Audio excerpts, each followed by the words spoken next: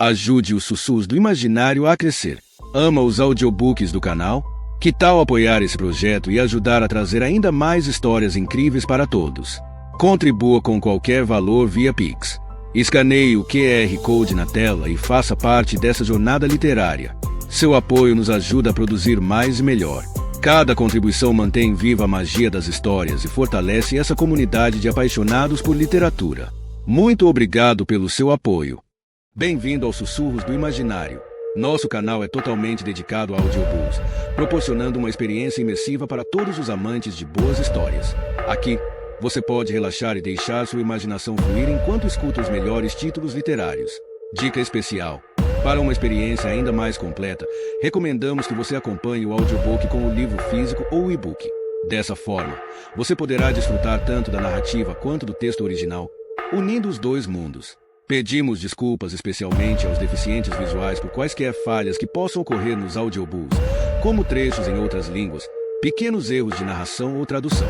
Isso acontece porque utilizamos narração sintética para manter a produção dos áudios. Queremos ouvir você. Sugira nos comentários livros que gostaria de ver aqui no canal. Não se esqueça de curtir, comentar e se inscrever para ficar por dentro de todas as novidades. Obrigado por estar conosco e bons sussurros.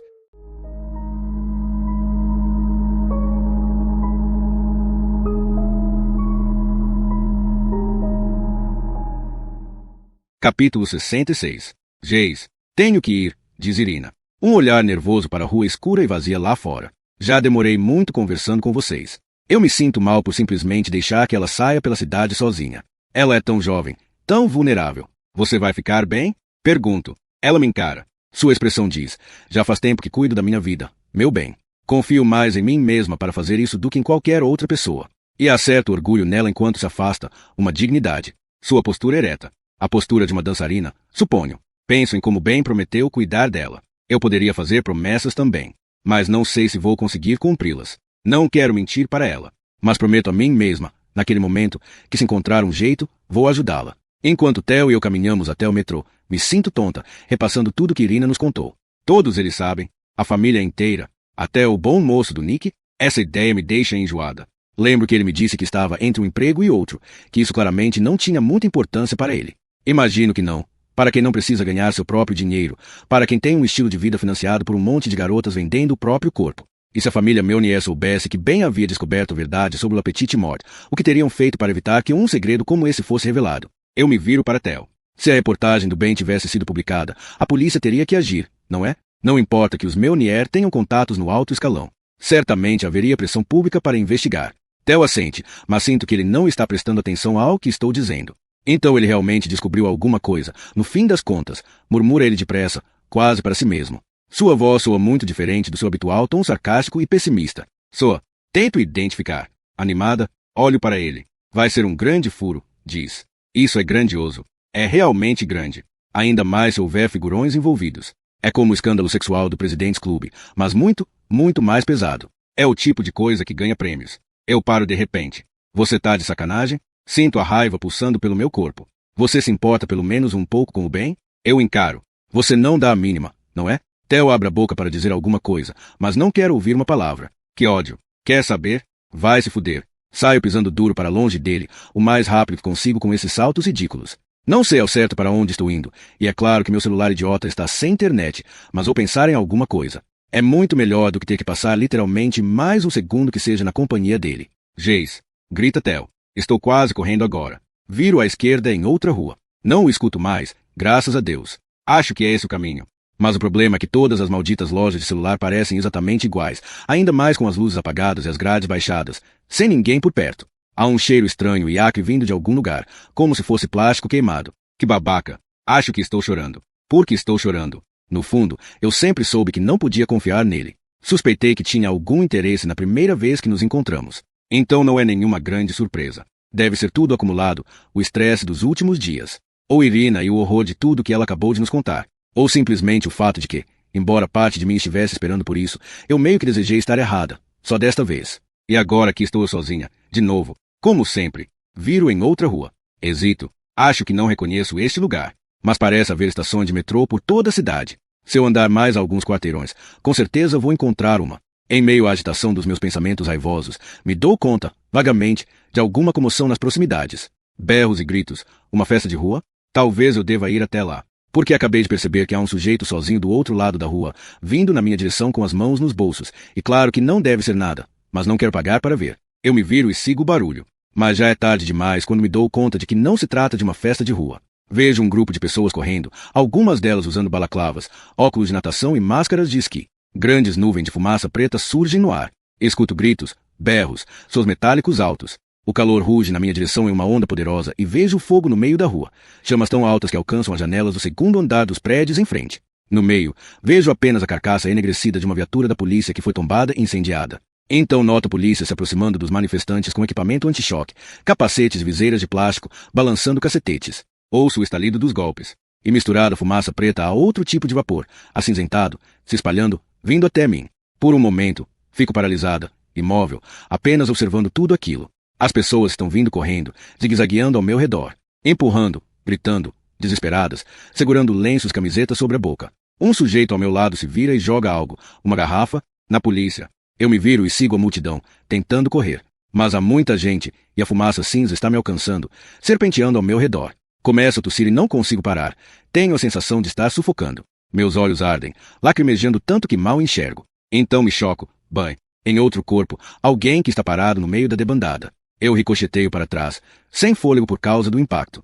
Então olho para cima, estreitando os olhos para tentar enxergar em meio às lágrimas. Theo. Ele segura a manga do meu casaco e eu me agarro a ele. Juntos nos viramos e meio que corremos, cambaleantes, tossindo e expirando com dificuldade. De alguma forma conseguimos encontrar uma rua lateral e nos desvencilhamos da torrente de pessoas. Alguns minutos depois, entramos em um bar. Meus olhos ainda estão marejados. Olho para Theo e noto que os dele também estão vermelhos. Gás lacrimogênio, diz ele, erguendo o antebraço para limpá-los. Merda. As pessoas se viram em seus bancos de bar para nos observar. Precisamos lavar o rosto, diz Theo. Imediatamente. Sem dizer nada, o barman nos indica a direção. É um banheiro único, grande. Abrimos a torneira e jogamos água no rosto, debruçados juntos na pia pequena. Ouço uma respiração entrecortada. Não tenho certeza se é a minha ou a dele. Pisco algumas vezes. A água ajuda a aliviar um pouco a ardência. É então, quando minha pulsação volta ao normal, que lembro que não quero estar na companhia desse cara. Procuro a porta. Jace, diz Theo. Sobre antes? Não. Nem pensar. Vai se fuder. Por favor, me escute. Ele, pelo menos, parece um pouco envergonhado. Levanta a mão, enxuga os olhos. O gás faz seu rosto se contrair como se ele estivesse chorando, e ver isso é estranho. Ele começa a falar depressa, como se tentasse colocar tudo para fora antes que eu o interrompesse. Por favor, me deixe explicar. Olha, esse trabalho é uma dor de cabeça sem fim. Paga mal, acabou com meu último relacionamento. Mas quando uma coisa rara assim acontece, quando a gente tem chance de expor os bandidos, de repente tudo parece valer a pena. Sim, eu sei que não é desculpa. Eu me empolguei. Me desculpe. Olho para o chão, de braços cruzados. E para ser sincero, não, eu na verdade não me importava com seu irmão. Uma das principais habilidades de um jornalista é ler as pessoas. E posso ser realmente, brutalmente sincero agora. O Ben sempre me pareceu muito autocentrado, sempre se colocando em primeiro lugar. Eu o odeio por dizer isso, ainda mais porque parte de mim suspeita que ele esteja certo. Como você se atreve? Não, não. Me deixe terminar. No começo, quando ele me contou sobre esse grande furo, eu não dei muita bola. Ele também gostava de exagerar um pouco, não é? Mas quando você me mostrou aquela mensagem de voz, pensei, na verdade talvez ele tivesse mesmo encontrado um furo de reportagem. Talvez tenha se metido em alguma coisa sórdida. Pode ser que valha a pena ver aonde tudo isso vai levar, afinal. Então, não, eu não me importava com seu irmão. Mas quer saber, Jace? Eu quero te ajudar. Ah, vai-se F. Não, escute. Eu quero ajudar porque acho que você merece esse crédito, porque acho que você é muito corajosa e também porque não tem um pingo de maldade. Ah, então você realmente não me conhece. Caramba, e alguém realmente conhece alguém? Mas eu não sou uma pessoa ruim, Jace. Para ser sincero, também. Não sou totalmente bom. Was, ele tosse e olha para o chão. Olho para ele. Está de sacanagem comigo? Começo a lacrimejar de novo. Não quero que ele pense que são lágrimas reais. Ai, meu Deus. Solto um gemido enquanto esfrego os olhos. Ele dá um passo na minha direção. Ei, posso dar uma olhada? Dou de ombros. Ele estende a mão e levanta meu queixo. Ainda estão bem vermelhos. Mas acho que só fomos atingidos por um pouco de gás, graças a Deus. Deve parar de arder logo. O rosto dele está muito próximo do meu. E não tenho certeza de como acontece, mas uma hora ele está segurando meu queixo e me olhando, seu toque surpreendentemente gentil. e na outra eu beijo, e ele tem gosto de cigarro e do vinho do clube, o que de repente é um dos melhores gostos que consigo imaginar, e ele é muito mais alto do que eu. Então meu pescoço está inclinado para trás, mas na verdade não me importo. Eu meio que gosto, porque é excitante, muito excitante, e ao mesmo tempo errado em vários aspectos diferentes, ainda. Mais porque estou usando as roupas da ex-namorada dele. E mesmo que ele seja muito maior do que eu, sou eu quem o empurra para a pia, e ele deixa. Uma de suas mãos grandes está emaranhada no meu cabelo, então eu pego a outra mão e a enfio dentro do vestido minúsculo e idiota. E é nesse momento que nos lembramos que seria melhor trancarmos a porta.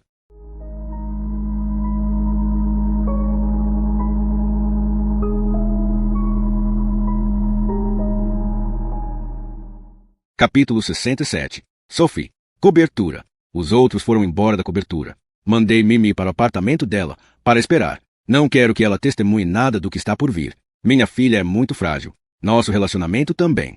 Temos que encontrar uma nova maneira de conviver uma com a outra. Entro no banheiro, me olho no espelho e me apoio na pia. Estou pálida e abatida. Aparento cada um dos meus 50 anos. Se estivesse aqui agora, já que ficaria horrorizado. Ajeito o cabelo. Borrifo perfume atrás das orelhas e nos pulsos. Passo pó para tirar o brilho da testa e batom para dar cor aos lábios. Minha mão vacila apenas por um segundo. Fora isso, sou precisa como sempre. Então volto para a sala de estar. A garrafa de vinho ainda está na mesa. Mais uma taça, só para me ajudar a pensar. Levo um susto ao perceber que não estou sozinha. Antônio está parado junto às janelas que vão do chão ao teto, me observando. Uma presença maligna. Ele deve ter ficado depois que os outros dois foram embora. O que você está fazendo aqui? Pergunto. Tento manter a voz sob controle, mesmo que meu coração esteja palpitando quase na garganta. Ele dá um passo à frente, parando sob a luz. A marca rosada da minha mão permanece em sua bochecha. Não me orgulho dessa falta de autocontrole. Isso raramente acontece. Ao longo dos anos, fui aprendendo a manter minhas emoções sob rédea curta. Mas nas raras ocasiões em que uma provocação extrapola os limites, pareço perder todo o senso de proporção. A raiva toma conta de mim. Foi divertido, diz ele, se aproximando ainda mais. O que foi divertido? Ele abre um sorriso que o faz parecer extremamente desequilibrado. A essa altura você já deve ter adivinhado. Depois de todo aquele uê com a foto no escritório do meu pai. Você sabe, deixar aqueles bilhetes para você na caixa de correio, enfiá-los debaixo da porta, esperar para pegar meu dinheiro. Adoro como você o embrulha para mim, com belos envelopes pardos, muito elegantes. Tenho a sensação de que o mundo acabou de virar de ponta cabeça. Você? Esse tempo todo, era você? Ele faz uma pequena reverência debochada. Está surpresa por eu ter planejado isso. Uma flor de estufa inútil como eu? Consegui até guardar segredo, até agora. Não queria que meu querido irmão tentasse entrar no esquema também. Por quê? Como você bem sabe, ele é tão... Qual foi mesmo a palavra que você usou? Sanguessuga. Ele é tão sanguessuga quanto eu. Só é mais hipócrita em relação a isso. Esconde melhor. Você não precisa de dinheiro, digo a ele. Seu pai, isso é o que você pensa. Mas, sabe, algumas semanas atrás, comecei a desconfiar de que a Dominique estava prestes a me deixar. Ei, como eu suspeitava, ela está tentando arrancar cada centavo meu. Sempre foi uma vadiazinha, gananciosa. E meu papaizinho é pôndero pra caralho. Então eu queria uma renda extra, sabe? Para fazer uma reserva de emergência. Foi o Jaque quem contou a você? Não. Eu descobri tudo sozinho. Encontrei os registros. Papai tem anotações muito precisas, sabia? Sobre os clientes, mas também sobre as garotas. Sempre suspeitei de você, mas queria provas. Então vasculhei os arquivos. Encontrei informações sobre uma tal Sofia Volkova, que trabalhava, ele faz aspas com os dedos, no clube quase 30 anos atrás. Aquele nome, mas Sofia Volkova não existe mais. Eu a deixei lá, enterrada naquele lugar com a escada que levava ao subsolo, as paredes de veludo, o quarto trancado. Enfim, diz Antônio, estou mais atento do que as pessoas imaginam. E enxergo mais do que acham. Aquele sorriso maníaco de novo. Mas dessa parte você já sabia, não é?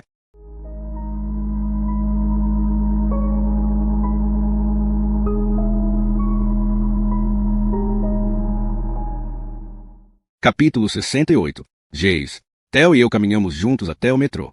É engraçado como depois de duas pessoas dormirem juntas, não que dê para chamar o que acabamos de fazer apoiados na pia de dormir. Elas podem de repente se sentir tão tímidas, tão inseguras sobre o que dizer uma à outra. Eu me sinto uma idiota ao pensar no tempo que podemos ter desperdiçado. Mesmo que, na verdade, nenhum de nós dois tenha levado tanto tempo assim. Também parece ter sido algo que acabou de acontecer com outra pessoa. Especialmente agora que voltei a vestir minhas roupas normais. Theo se vira para mim, a expressão solene. Geis, você obviamente não pode voltar para aquele lugar. Voltar para a Toca do Lobo? Só pode estar louca. Ele não fala mais com aquele tom arrastado e sarcástico, a suavidade em sua voz. Não me leve a mal. Mas você me parece o tipo de pessoa que pode ser um pouco imprudente. Eu sei que provavelmente acha que essa é a única maneira de ajudar o bem. E é bastante louvável. Eu encaro. Louvável? Não estou tentando ganhar uma merda de medalha. Ele é meu irmão. É literalmente a única família que tem no mundo. Tudo bem, diz Tel, erguendo as mãos. Está claro que usei a palavra errada. Mas é muito, muito perigoso. Por que você não vem para minha casa? Pode ficar no sofá. Você ainda vai estar em Paris. Para continuar procurando pelo bem. Pode falar com a polícia. O quê? A mesma polícia que supostamente sabe sobre aquele lugar e não faz nada? A mesma polícia que pode muito bem estar envolvida no desaparecimento dele? Isso seria mesmo muito útil. Descemos a escada do metrô juntos até a plataforma. Está quase completamente vazia, a não ser por um bêbado cantando sozinho do outro lado dos trilhos. Ouço o ruído abafado do trem se aproximando e sinto a vibração sob meus pés. Então, tenho um pressentimento repentino de que há algo errado, embora ainda não identifique o que. Uma espécie de sexto sentido, acho. Então escuto outra coisa, passos apressados. Vários pés correndo. Tel, digo, olha, eu acho. Mas antes eu consiga continuar, acontece. 4 sujeitos grandalhões derrubam Tel no chão. Percebo que eles estão uniformizados, roupas da polícia, e que um deles ergue, triunfante, um saquinho cheio de algo branco. Isso não é meu, grita Tel. Vocês plantaram isso em mim, pelo amor. Mas suas palavras são abafadas e substituídas por um gemido de dor quando um dos policiais empurra o rosto dele com força na parede, ao mesmo tempo que outro algema. O trem está chegando na plataforma. Vejo as pessoas no vagão mais próximo olhando pelas janelas. Então percebo que outro homem se aproxima de nós, descendo a escada que leva à plataforma. É mais velho, usa um terno elegante por baixo de um sobretudo cinza igualmente refinado. Aquele cabelo grisalho bem curto, aquela cara de pitbull. Eu o conheço. É o sujeito com quem Nick me levou para falar na delegacia. Comissário Blanchot. Agora, pensando freneticamente em retrospecto, faço outra conexão. A pessoa que achei ter reconhecido na plateia do clube, pouco antes de as luzes se apagarem. Era ele. Deve ter nos seguido a noite toda. Os 2 policiais não estão tão preocupados em segurar até se aproximam de mim agora. É a minha vez. Sei que tenho poucos segundos para agir. As portas do trem se abrem. De repente, uma multidão de manifestantes sai do vagão, empunhando cartazes e armas improvisadas. Tel consegue virar a cabeça para mim. Geis, diz ele com o lábio ferido e articulando as palavras com dificuldade. Entre no maldito vagão. O sujeito atrás dele dá uma joelhada em suas costas. Ele tomba na plataforma. Eu hesito. Não posso simplesmente deixá-lo aqui. Entre na porra do vagão, Geis. Eu vou ficar bem. E nem pense em voltar para lá. O policial mais próximo avança para cima de mim. Desvio depressa dele. Em seguida me viro e abro caminho em meio à multidão que se aproxima. Salto para dentro do vagão instantes antes de as portas se fecharem.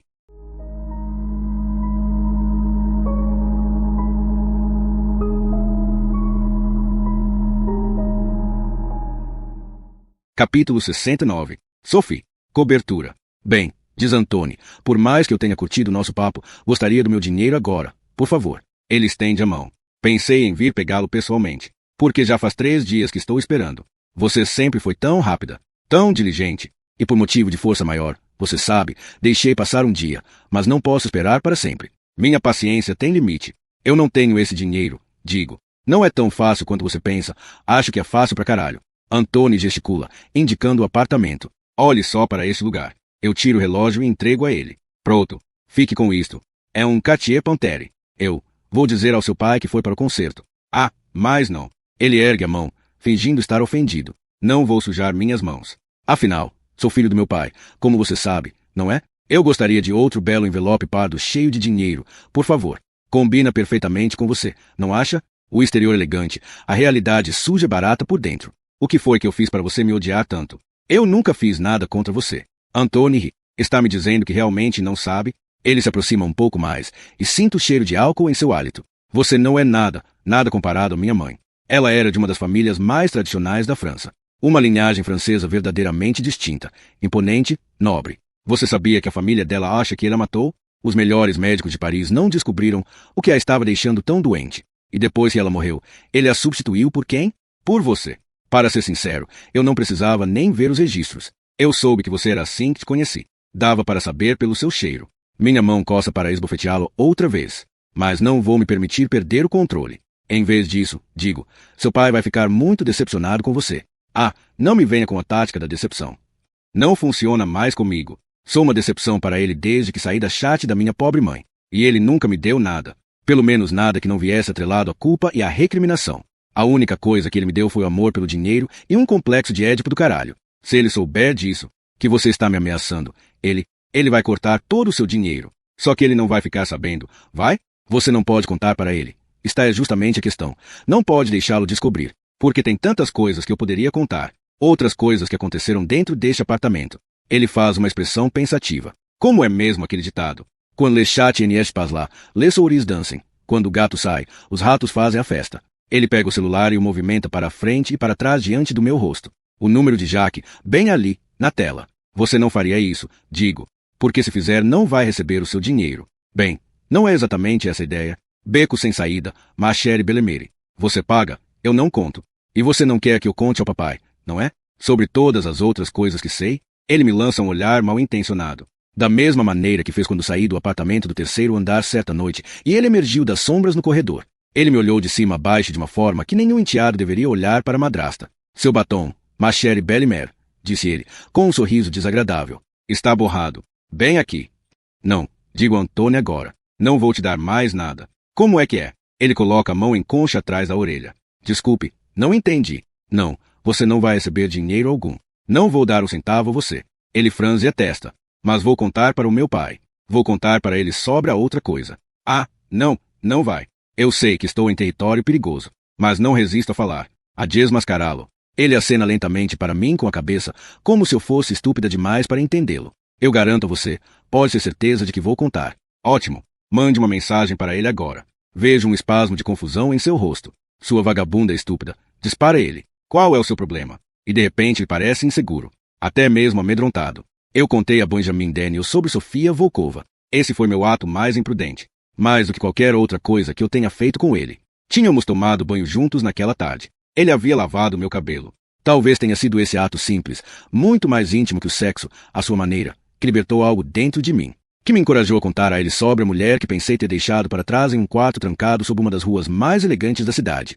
Ao fazer isso, senti de repente que estava assumindo o controle. Quem quer que fosse meu chantagista, ele não teria mais todas as cartas. Seria eu quem ia contar aquela história. Já que me escolheu, falei. Ele poderia ter ficado com qualquer uma das garotas, mas me escolheu. É claro que ele escolheu você, disse Ben, percorrendo meu ombro com o dedo. Talvez Ben estivesse tentando me agradar, mas, com o passar dos anos, também passei a entender o que teria atraído meu marido. Era muito melhor ter uma segunda esposa que nunca faria com que ele se sentisse inferior, que viesse de um lugar tão abaixo do dele que sempre seria grata. Alguém que ele pudesse moldar conforme a sua vontade. E eu fiquei muito feliz em ser moldada. Em me tornar Madame Sophie Meunier, com seus lenços de seda e brincos de diamante. Eu ia deixar aquele lugar para trás. Não ia acabar como as outras. Como a pobre coitada que deu à luz minha filha. Ou foi o que pensei. Até aquele primeiro bilhete me mostrar que o passado pairava sobre a minha vida feito uma lâmina, pronta para romper a qualquer momento a ilusão que eu havia criado. E me fale sobre a Mimi, murmurou Ben, junto à minha nuca. Ela não é sua. É? Como ela se encaixa em tudo isso? Eu fiquei imóvel. Esse foi o grande erro dele. O que finalmente me tirou do meu transe. Naquele momento percebi que eu não era a única com quem ele vinha conversando. Então me dei conta de como eu tinha sido idiota. Idiota, solitária e fraca. Eu tinha me revelado por inteiro para aquele homem. Aquele estranho. Alguém que eu não conhecia de verdade, apesar de todo o tempo que havíamos passado juntos. Em retrospecto, talvez até mesmo enquanto me contava sobre sua infância, ele estivesse selecionando, editando, parte dele fora do meu alcance, sempre desconhecida. Dando-me migalhas, o suficiente para que eu me abrisse com ele em troca. Ele era jornalista, pelo amor de Deus. Como pude ser tão idiota? Ao falar, eu tinha colocado nas mãos dele todo o poder. E não havia arriscado apenas tudo que construíra para mim, meu estilo de vida, mas tudo que desejava para minha filha também. Eu sabia o que tinha que fazer, assim como sei o que tenho que fazer agora. Eu me preparo e lanço a Antônio meu olhar mais fulminante. Ele pode ser mais alto do que eu, mas percebo que se encolhe sob meu olhar. Acho que acabou de entender que não vou mais ser intimidada. Você pode mandar uma mensagem para o seu pai ou não, digo. Não dou a mínima. Não importa o que faça, não vai receber mais €1 sequer de mim. E neste exato momento acho que todos nós temos coisas mais importantes com as quais nos preocupar, não acha? Você sabe a posição de Jack sobre isso. A família vem em primeiro lugar.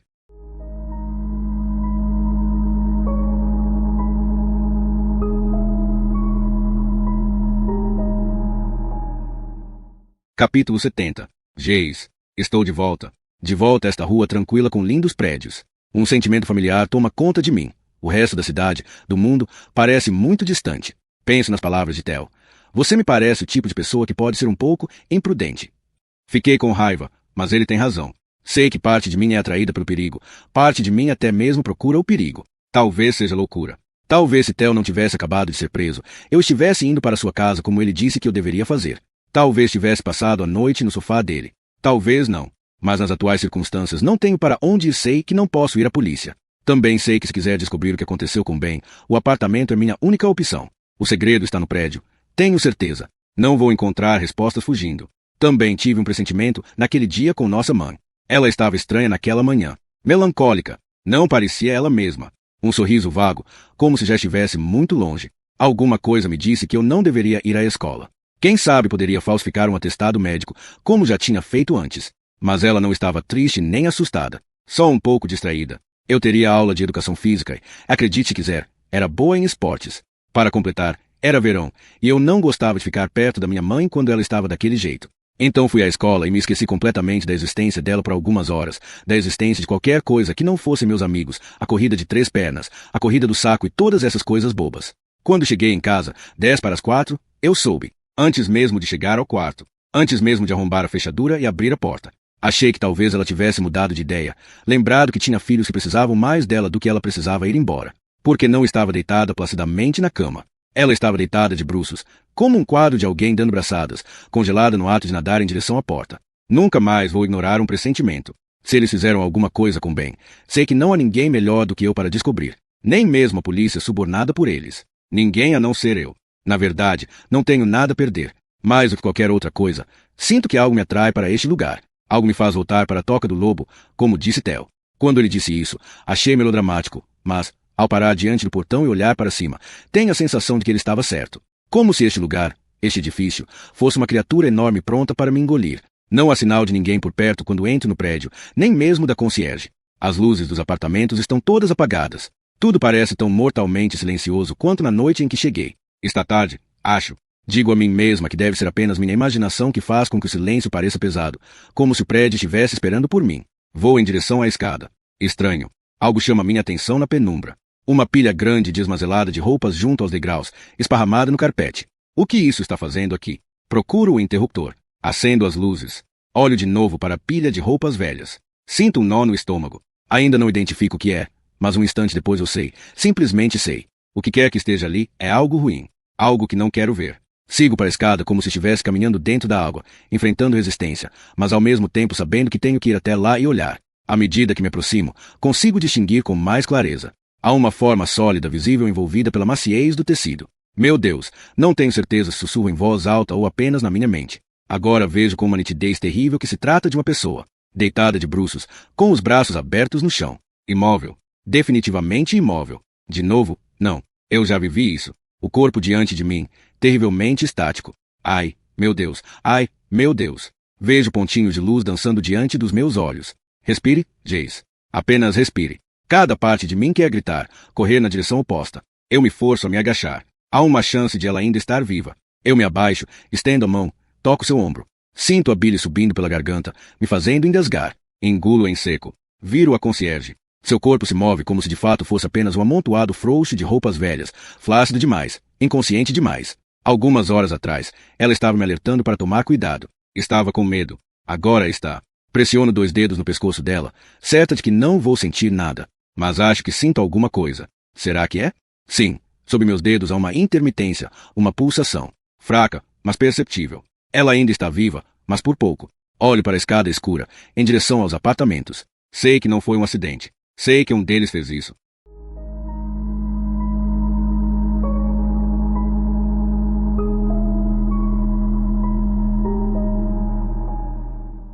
Capítulo 71. Jace, você consegue me ouvir? Caramba, me dou conta de que nem ao menos sei o nome da mulher. Vou chamar uma ambulância. Parece tão sem sentido. Tenho certeza de que ela não me ouve. Mas enquanto a observo, vejo seus lábios começarem a se abrir, como se tentasse dizer alguma coisa. Enfio a mão no bolso para pegar meu celular, mas não encontro nada. O bolso do meu casaco está vazio. Mas que vasculho os bolsos da calça. Nada também. De volta ao casaco. Definitivamente não está lá. Meu celular sumiu. E então eu me lembro. Eu entreguei para aquele sujeito na porta do clube, porque, caso contrário, ele não nos deixaria entrar. Fomos expulsos antes que eu tivesse a chance de buscá-lo, e com certeza ele não teria me devolvido mesmo. Feche os olhos, respiro fundo. Tudo bem, Jace. Pense. Tudo bem. Tudo bem. Você não precisa do seu celular. Pode simplesmente ir até a rua e pedir que alguém chame uma ambulância. Empurro a porta e corro pelo pátio até o portão. Tento a maçaneta. Mas nada acontece. Puxo com mais força. Nada. Ela não se move nem 1 milímetro. O portão está trancado. É a única explicação.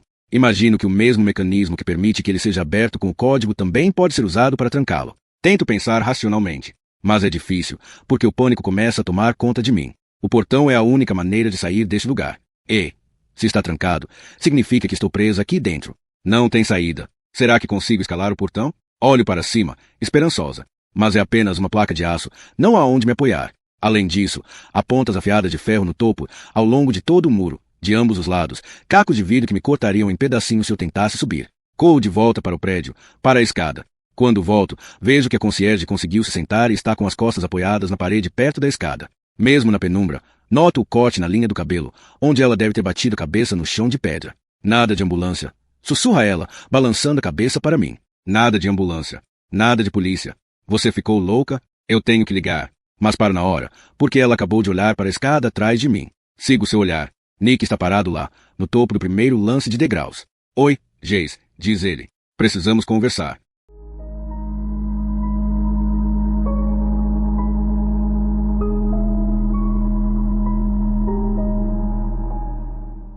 Capítulo 72. Nick, segundo andar. Seu animal, diz ela. Você fez isso com ela? Quem é você? Porra, ergo as mãos.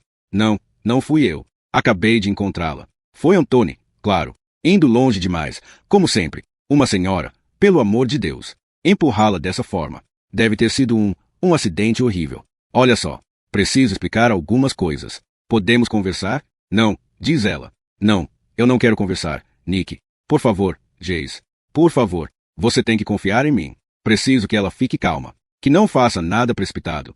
Que não me obrigue a fazer nada de que vá me arrepender depois. Também não tenho certeza se ela tem ou não celular. Confiar em você? Como confiei antes. Quando você me levou para falar com aquele policial suspeito. Quando escondeu de mim que vocês eram uma família. Olha, Jace, eu posso explicar tudo. Só, venha comigo. Não quero que você se machuque também. Eu juro que não quero que ninguém mais se machuque. Como assim? Ela gesticula para a concierge. Como ela? E o Ben? O que você fez com o Ben? Ele é seu amigo, Nick? Não. Grito. Tenho tentado me manter muito calmo, muito controlado. Ele não era meu amigo. Nunca foi meu amigo. E nem tento disfarçar a amargura. 3 noites atrás, minha irmã mais nova, Mimi, veio me contar o que havia encontrado no computador dele. Diz que nosso dinheiro não vem do vinho. Diz que vem de garotas. Homens pagando por garotas, não por vinho. Um lugar horrível. Um clube. CN, este Pazvrai. Não pode ser verdade. Nick, me diga que não é verdade. Ela chorava enquanto tentava falar. E ela respirou com dificuldade. O texto diz que eu não sou filha deles de verdade. Acho que sempre soubemos a verdade sobre mim, Anthony e Mimi. Acho que todas as famílias têm esse tipo de segredo, essas mentiras tacitamente aceitas sobre as quais ninguém comenta. Para ser sincero, tínhamos muito medo. Eu me lembro de como, quando éramos pouco mais que crianças, Anthony fez um comentário que nosso pai ouviu, alguma insinuação. Papai deu-lhe uma bofetada com as costas da mão que fez Anthony parar do outro lado da sala. Nunca mais tocamos nesse assunto. Virou apenas mais um esqueleto jogado no fundo do armário. Ben tinha estado claramente muito ocupado. Ao que parecia, havia descoberto mais sobre papai e seus negócios do que eu mesmo jamais soubera. Mas a verdade era que eu não queria saber todos os detalhes deploráveis. Mantive o máximo de distância, o máximo de ignorância possível ao longo dos anos. Ainda assim, tudo estava relacionado ao que eu contará a ele em caráter estritamente confidencial 10 anos antes, em um café em Amsterdã. A confissão que Ben havia me jurado, com a mão no peito, nunca compartilhar com ninguém. O segredo no âmago da minha família. Minha principal e terrível fonte de vergonha. Ainda me lembro das palavras do meu pai quando eu tinha 16 anos, na porta daquele quartinho trancado embaixo da escada de veludo, me provocando. Ah, então você acha que pode simplesmente torcer o nariz para isso, não é? Acha que está acima disso? De onde você acha que veio o dinheiro para pagar por aquela escola cara? Pelo lugar onde você mora? Pelas roupas que veste? Algumas garrafas velhas empoeiradas? A preciosa herança da sua santa mãe? Não, meu rapaz. É daqui que vem o dinheiro. Acha que está imune agora. Acha que é bom demais para tudo isso. Eu sabia muito bem o que Mimi havia sentido ao ler sobre tudo aquilo no computador de Ben. Descobrir as raízes da nossa riqueza, da nossa identidade. Saber que tinha sido dinheiro sujo que pagará por tudo. É como uma doença, um câncer, se espalhando e adoecendo todos nós. Mas, ao mesmo tempo, não se pode escolher seu sangue. Eles ainda são a única família que eu tenho.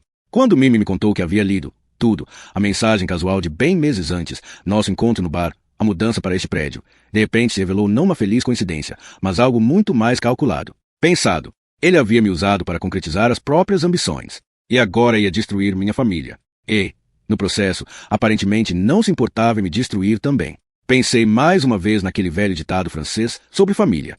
La voix du sangue est la plus forte.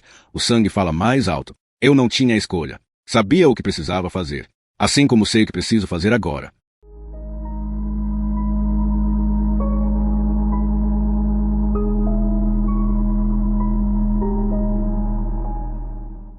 Capítulo 73. Jace. Por favor, Jace, diz Nick em um tom razoável. Apenas me ouça. Eu vou descer para podermos conversar. Por um momento, penso, só porque sou uma família, não significa que todos sejam responsáveis pelo que aconteceu aqui. E me lembro de como Nick se referiu brevemente ao pai como um babaca. Está claro que nem todos estavam de acordo com tudo. Talvez eu tenha tirado conclusões precipitadas, talvez ela tenha caído. Uma mulher idosa, frágil, escorregando na escada tarde da noite. Ninguém a ouviu porque está tarde. E talvez o portão da frente também estivesse trancado porque está tarde. Não vou arriscar. Eu me viro para olhar para a concierge caída no chão e com o rosto contorcido de dor. Ao fazer isso, noto a porta do apartamento do primeiro andar se abrir. Observo Antônio sair e parar ao lado do irmão, os dois muito mais parecidos do que eu havia me dado conta. Ele sorri para mim, um sorriso terrível. Olá, garotinha. Para onde fugir? O portão está trancado. E eu me recuso a ser a garota dos filmes de terror que foge para o porão. Os dois irmãos avançam na minha direção, começando a descer a escada. Não tenho tempo de pensar. Instintivamente, entro no elevador. Aperto o botão do terceiro andar. O elevador sobe, o mecanismo rende. Ouço Nick subir a escada correndo, e através da grade de metal, vejo o topo de sua cabeça. Ele está vindo atrás de mim. As máscaras caíram. Por fim, chego ao terceiro andar. O elevador para com uma lentidão agonizante. Abro a grade de metal e corro. Enfio a chave na fechadura do apartamento de Ben. Abro a porta e bato com força ao entrar, voltando a trancá-la, o peito arfando. Tento pensar, o pânico me emborrecendo justamente quando preciso que meus pensamentos tenham a maior clareza possível. A escada dos fundos, posso tentar usá-la, mas o sofá está no caminho. Corro até ele e tento afastá-lo da porta. Então ouço o som inconfundível de uma chave girando na fechadura. Me afasto. Ele tem uma cópia. Claro que tem. Será que consigo colocar alguma coisa na frente da porta? Não dá tempo. Nick começa a avançar até mim pela sala. Ao vê-lo, o gato passa correndo, pula na bancada da cozinha à sua direita, miando para ele, talvez esperando ser alimentado. Traidor. Vamos, Jace, diz Nick, tentando me convencer, ainda com seu tom de voz assustadoramente razoável. Só fique onde está. Essa nova ameaça representada por Nick é muito mais assustadora do que se ele não tivesse bancado o cara legal antes. Quer dizer, a violência do irmão dele sempre pareceu prestes a vir à tona. Mas Nick, esse novo Nick, é uma incógnita. Para quê? Pergunto. Para você fazer comigo a mesma coisa que fez com o Ben? Eu não fiz nada. Há uma ênfase estranha em como ele diz isso. Uma ênfase no eu. Eu não fiz nada. Está querendo dizer que foi outra pessoa? Um dos outros? Ele não responde. Mantenha a conversa. Digo a mim mesma. Ganhe tempo. Achei que você quisesse me ajudar, Nick. Ele parece magoado. Eu queria, Jace. E foi tudo minha culpa. Fui eu que desencadeei isso tudo. Eu o convidei para morar aqui. Eu deveria saber. Ele começou a investigar coisas que não deveria. Merda. Nick esfrega o rosto com as mãos. Quando as afasta, vejo que seus olhos estão vermelhos. A culpa é minha. E eu sinto muito. Sinto o frio percorrer meu corpo. O que você fez com o Ben, Nick? Eu queria soar séria, autoritária, mas minha voz sai com um tremor. Eu não fiz nada. De novo a ênfase. Eu não fiz nada. A única maneira de sair do apartamento é passando por Nick, pela porta da frente. Bem ao lado da porta fica a cozinha. O pote de utensílios está bem ali, e dentro dele a faca japonesa afiada. Se eu deixá-lo falando, de alguma forma conseguir pegar a faca. Vamos, Jace. Ele dá outro passo na minha direção. E de repente há um movimento rápido, um vislumbre preto e branco. O gato pula da bancada da cozinha para os ombros de Nick, da mesma forma que me cumprimentou na primeira vez que entrei aqui. Nick solta um palavrão e levanta as mãos para se desvencilhar do animal. Pego a faca no pote. Em seguida, passo correndo por ele em direção à porta, que bato com força ao sair. Olá, garotinha. Eu me viro. Merda. Antônio está parado ali. Ele deve ter ficado esperando nas sombras. Eu golpeio com a faca, a lâmina cortando o ar com tanta violência que ele cambaleia para trás e despenca do lance de escada até o andar de baixo. Tento enxergá-lo na escuridão, meu peito queimando. Acho que ouço um gemido, mas ele não se move. Nick vai sair a qualquer momento. Só há um caminho. Para cima. Estou claramente em desvantagem aqui. Sou apenas uma, e eles são 4. Mas talvez haja algum lugar onde eu possa me esconder, para ganhar tempo. Vamos, Jace. Pace. Você sempre foi boa em sair de situações difíceis.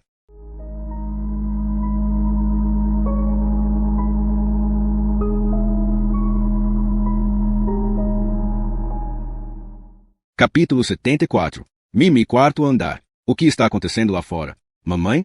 Depois de tudo que descobri, a palavra ainda parece estranha, dolorosa. Chi, diz ela, acariciando meu cabelo. Chi, má apetite. Estou encolhida na cama, tremendo. Ela desceu para ver como eu estava. Deixei que se sentasse ao meu lado, colocasse o braço em torno dos meus ombros. Olha, diz ela.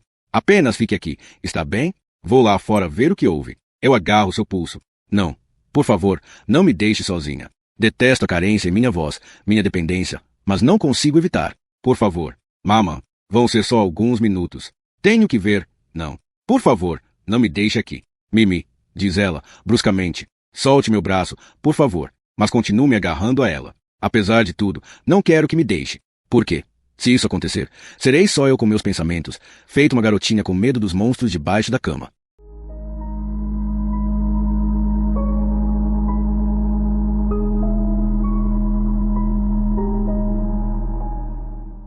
Capítulo 75. Geis. Disparo escada acima, subindo 2 degraus de cada vez.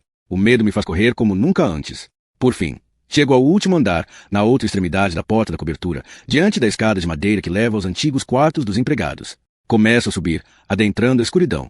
Talvez eu possa me esconder aqui tempo suficiente para organizar as ideias, decidir o que fazer. Tiro as argolas das orelhas e as moldo no formato certo, preparando minhas ferramentas. Agarro o cadeado e começo a trabalhar. Costumo fazer isso muito rápido, mas minhas mãos estão tremendo. Além disso, sinto que um dos pinos dentro do cadeado está preso e simplesmente não consigo fazer a pressão certa para soltá-lo. O cadeado enfim se destrava. Eu o abro com força e empurro a porta, fechando-a rapidamente depois de entrar. O cadeado aberto é a única coisa que me entrega. Só me resta rezar para que eles não se deem conta de imediato de que vim para cá. Meus olhos começam a se ajustar à penumbra. Estou em um sótão apertado, comprido e estreito. O teto se inclina de forma abrupta para baixo, bem acima de mim. Tenho que me agachar para não bater a cabeça em uma das grandes vigas de madeira. Está escuro, mas percebo que há um brilho fraco da lua cheia, sua luz entrando pelas janelas pequenas e sujas do sótão. Este lugar cheira a madeira velha, ar estagnado, alguma coisa animalesca, suor ou pior, algo em decomposição. E isso me impede de respirar fundo. O ar parece espesso, repleto de partículas de poeira que flutuam diante de mim sob o luar. Parece que acabei de abrir uma porta para outro mundo, onde o tempo ficou suspenso por 100 anos. Procuro um lugar para me esconder. No canto escuro na extremidade do sótão, vejo que se assemelha a um colchão velho. Parece haver alguma coisa em cima dele. Tenho aquela sensação de novo, a mesma que me invadiu lá embaixo quando encontrei a concierge. Não quero me aproximar. Não quero olhar. Mas me aproximo, porque preciso saber. Então vejo o que é. Quem é? Noto sangue. E entendo tudo. Ele estava aqui o tempo todo. E esqueço que deveria estar me escondendo deles. Esqueço tudo que não seja o horror do que está diante de mim. E grito, grito, grito.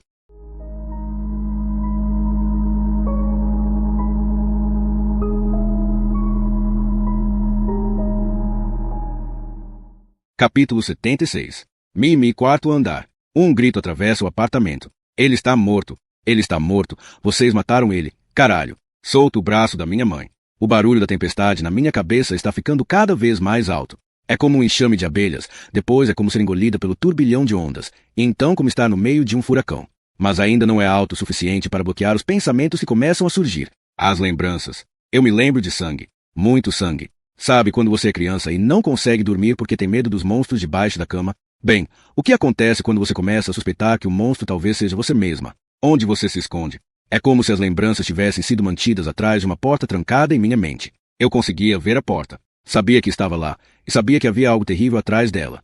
Algo que eu não quero ver, nunca. Mas agora a porta está se abrindo, as lembranças transbordando. O cheiro ferroso de sangue. O piso de madeira escorregadio. E, na minha mão, o estilete de cortar tela. Eu me lembro de alguém me empurrando para o chuveiro. Mamãe e mais alguém, talvez, me lavando. O sangue, diluído rosado, escorrendo pelo ralo, girando em torno dos meus dedos do pé. Meu corpo inteiro tremia. Eu não conseguia contê-lo. Mas não porque a água estivesse fria. Estava quente, escaldante. E sim, porque havia um frio profundo dentro de mim. Eu me lembrei de mamãe me segurando como fazia quando eu era uma menininha. E mesmo que estivesse com muita raiva, muito confusa, de repente tudo que eu queria era ficar agarrada a ela. Ser aquela menina de novo. Mamãe, falei. Estou com medo. O que aconteceu? Chi. Ela acariciou meu cabelo. Está tudo bem, disse ela. Não vou deixar que nada de ruim aconteça. Vou proteger você. Deixe que eu cuide de tudo. Não vai acontecer nada com você. Foi culpa dele. Você fez o que tinha que ser feito. O que eu não tive coragem de fazer. Nós precisávamos nos livrar dele. Como assim? Examinei seu rosto, tentando entender. Mamãe, o que você quer dizer com isso? Ela olhou com atenção para mim. Olhou fixamente nos meus olhos. Em seguida balançou a cabeça com firmeza. Você não se lembra? Isso, é melhor assim. Mais tarde, percebi que sob as minhas unhas havia uma crosta cor de ferrugem, marrom avermelhada. No banheiro, esfreguei as unhas com uma escova de dentes até os sabugos começarem a sangrar. Eu não me importava com a dor, só queria me livrar do que quer que fosse aquilo. E aquilo foi a única coisa que pareceu real. O resto era como um sonho. E então ela chegou. Na manhã seguinte veio até o meu apartamento. Bateu sem parar na porta, até que fui obrigada a abrir. E ela disse aquelas palavras terríveis. Meu irmão? Bem, ele meio que me deu um perdido. Foi então que compreendi que talvez tivesse sido real, no fim das contas. Acho que pode ter sido eu. Acho que eu posso ter matado Ben.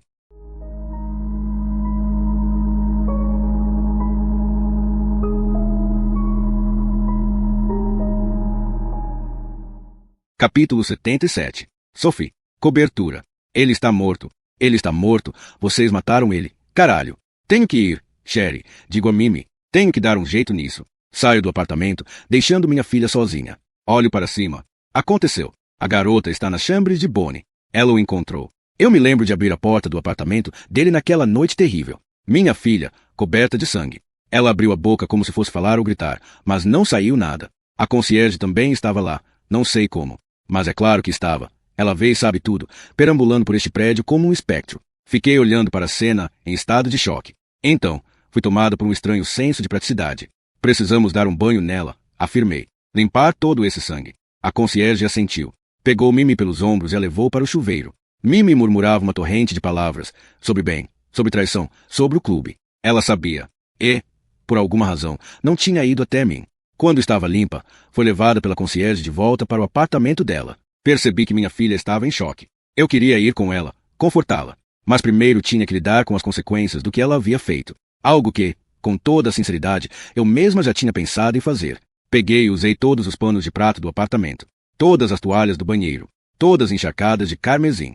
Arranquei as cortinas das janelas e enrolei o corpo nelas, amarrando cuidadosamente com os cordões. Escondi a arma do crime no elevador de comida, na cavidade secreta dentro da parede, e girei a manivela para deixá-lo no espaço entre 2 andares. A concierge trouxe alvejante, e eu limpei tudo depois que removi o sangue, respirando pela boca para não sentir o cheiro, pressionando as costas da mão sobre a boca. Eu não podia vomitar, tinha que me manter no controle. O alvejante manchou o chão, removeu o verniz à madeira, deixando uma marca enorme, ainda maior do que a poça de sangue. Mas foi melhor que pude fazer, melhor do que a outra opção. E então, não sei quanto tempo depois, a porta se abriu. Não estava trancada, e eu havia me esquecido disso diante da tarefa que tinha pela frente. Lá estavam eles, os 2 meninos Meunier, meus enteados, Nicholas e Anthony, me encarando horrorizados. A mancha de alvejante na minha frente, sangue até os meus cotovelos. Nick ficou pálido. Houve um acidente horrível. Falei.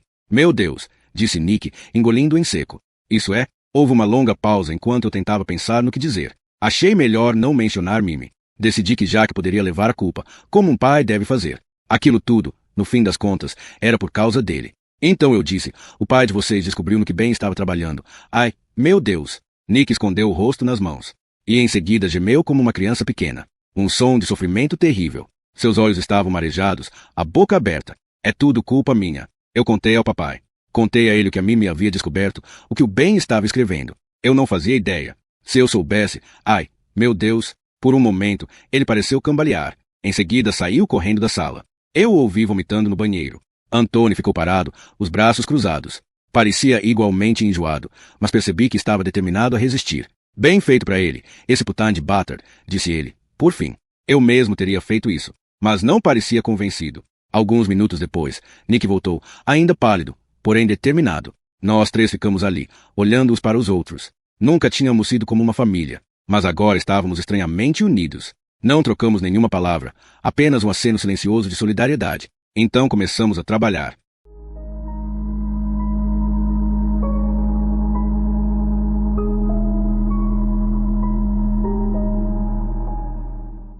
Capítulo 78. Geis. Mesmo nos momentos mais sombrios dos últimos dias, mesmo sabendo no que bem havia se metido, não me permiti imaginar isto. Encontrar meu irmão assim, do mesmo jeito que encontrei nossa mãe. Caio de joelhos. Não parece ele, o corpo no colchão. Não é apenas a cor pálida e cerosa da pele, as órbitas fundas. É o fato de que nunca o vi tão imóvel. Não consigo pensar em meu irmão sem considerar seu sorriso espontâneo, sua energia. Reparo no tom carmesim escuro e enferrujado de sua camiseta, e percebo que em outras partes o tecido está claro. É uma mancha, e cobre todo o seu torso. Ele devia estar aqui desde o início, todo esse tempo, enquanto corria atrás de pistas, metendo os pés pelas mãos, achando que o estava ajudando de alguma forma. E pensar que eu vi a porta trancada do sótão na minha primeira manhã aqui. Agachada ao lado dele, balanço para frente e para trás enquanto as lágrimas começam a escorrer. Sinto muito mesmo. Eu me abaixo para pegar sua mão. Quando foi a última vez que demos as mãos, meu irmão e eu? Naquele dia na delegacia? Talvez. Depois do que aconteceu com mamãe. Antes de cada um seguir seu rumo. Aperto os dedos dele com força. Então quase deixo sua mão cair, em choque. Poderia jurar que senti seus dedos se fecharem ao redor dos meus.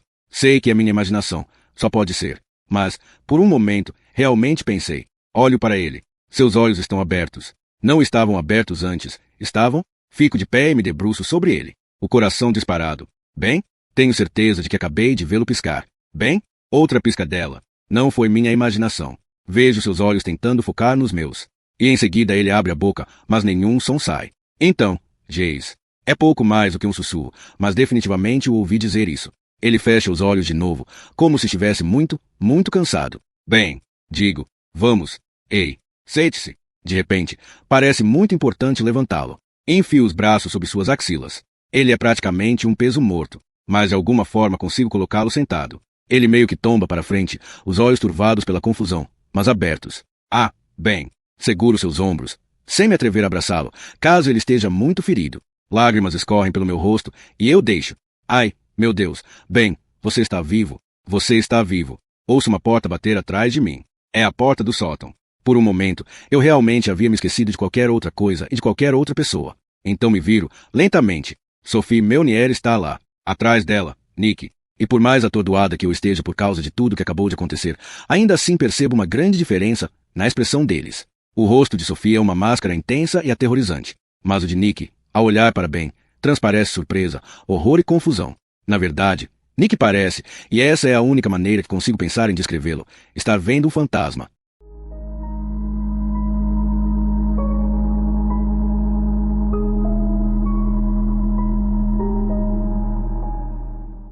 Capítulo 79. Nick. Segundo andar. Sinto o pavor invadir meu corpo enquanto observo a cena no sótão. Corri até aqui quando ouvi os gritos, depois de arrastar Anthony, semiconsciente, até o sofá do meu apartamento. Ele está aqui. Ben está aqui. Ele não parece bem, mas está sentado. E está vivo. Não pode ser. Não faz nenhum sentido. Não é possível. Ben está morto. Ele está morto desde sexta à noite. Meu velho amigo, meu antigo colega de faculdade, o cara por quem me apaixonei naquela noite quente de verão em Amsterdã há mais de uma década e em quem tenho pensado desde então. Ele morreu. E foi por minha causa, e desde esse dia tenho tentado viver com a culpa e a dor, me sentindo praticamente morto também.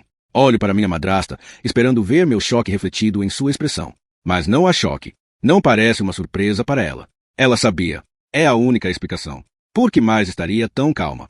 Por fim, consigo falar. O que é isso? Pergunto, com a voz rouca. O que é isso? O que está acontecendo? Porra, aponto para Ben. Não é possível. Ele está morto. Sabe, eu tenho certeza. Tive muito tempo para absorver tudo. O horror indescritível daquela forma sem vida envolta em uma mortalha improvisada. O fato inegável. O sangue, também, espalhado pelas tábuas do assoalho e encharcando as toalhas. Muito mais sangue que qualquer um poderia perder e continuar vivo. No entanto, é mais do que isso. 3 noites atrás, Anthony e eu carregamos o corpo dele escada abaixo, cavamos uma cova rasa e o enterramos no jardim do pátio.